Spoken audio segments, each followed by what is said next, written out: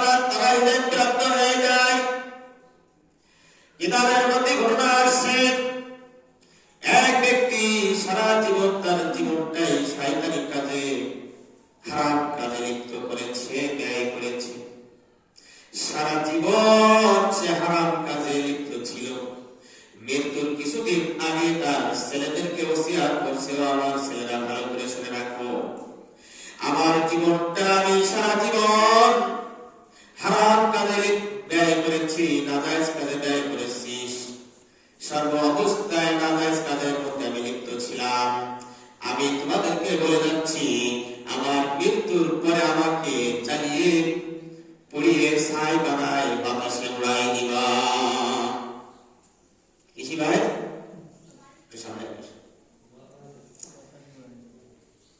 সারা জীবন হারাম কাজে লিপ্ত ছিল, নাজায়েজ কাজে তার জীবন যাপন করেছে।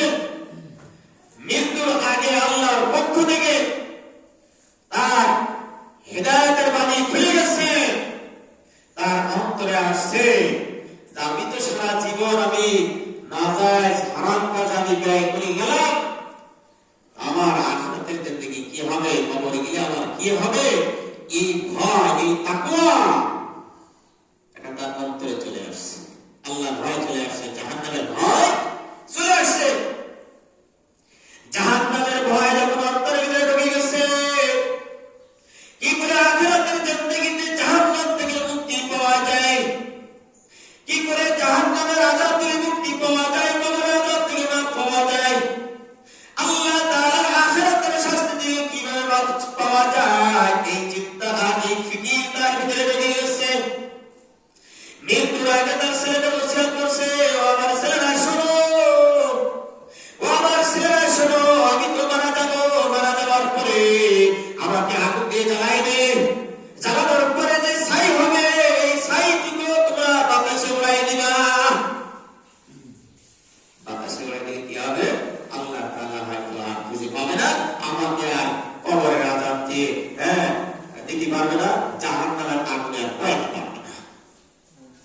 এই ধারণায় ছেলেদেরকে মৃত্যুর আগে ওসিয়ত করছে, সারা জীবন তো হারাম কাজে ব্যয় করে গেলাম, আখিরাতের জিন্দেগি কি হবে। জাহান্নামের ভয় তার অন্তরের ভিতরে ঢুকছে।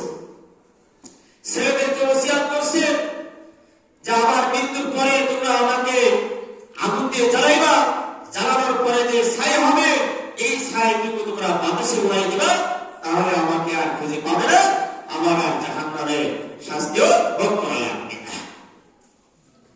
এটা আখিরাতে শাস্তি কিভাবে ভোগ করবে?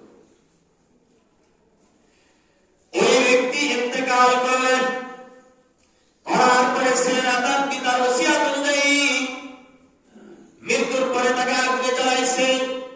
আগুনে জ্বালানোর পরে যে ছাইটুকু হয়েছে, ওই ছাইটুকু বাতাসে প্রবাল বাতাসে উড়াই দিল। আল্লাহ পাক রব্বুল আলামিন ফেরেশতাকে বলছে, যাও যাও ফেরেশতা, তার যে ছাইটুকু উড়াইতেছে এই সমস্ত ছাইগুলো এক জায়গায় করে ফেলাও, তার সুন্দর বডিতে পরিণত করে দাও, এরপর আমার সামনে উপস্থিত করো। আল্লাহর হুকুম অনুযায়ী ফেরেশতা ওই বাতাসে যেখানে তার ছাইটুকু নিয়ে চলে গেছে, ওই নিয়ে চলে গেছে, ওই ছাইগুলো সব এক জায়গায় করছে আল্লাহর হুকুমে। ফেরেশতা এক জায়গায় করার পরে তার বডিতে পরিণত হয়ে গেছে। এরপর আল্লাহ পাক রব্বুল আলামিন ওই ব্যক্তির কাছে প্রশ্ন করলেন, আব্দুল মালিক, আব্দুল খালেক, তুমি কেন এই ওসিয়ত করেছিলে তোমার ছেলেদেরকে?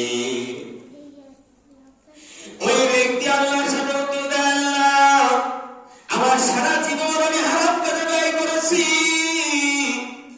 সারা জীবন আপনার হুকুম আমি পালন করতে পারি নাই, সর্বশেষ মৃত্যুর আগে আমার অন্তরে আপনার জাহান্নামের ভয় চলে আসছিল, আপনার আযাবের ভয় আমার অন্তরের ভিতরে ঢুকছিল।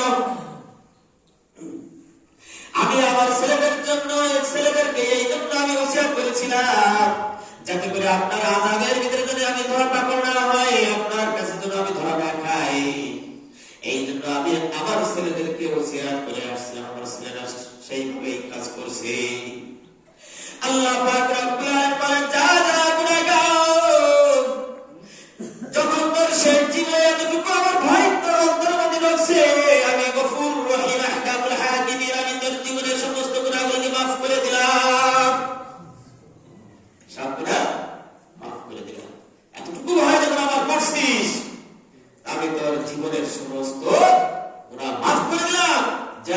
ঠিকানা আমি জান্নাত দিলাম। সুবহানাল্লাহ। من يهد الله فهو المهتد ومن يضلل فأولئك هم الخاسرون। আল্লাহ তাআলা তাকে সঠিক পথ দেখাবে, ঠিক সেই ব্যক্তি সঠিক পথের প্রতীক হবে, হিদায়াত প্রাপ্ত হয়ে যাবে।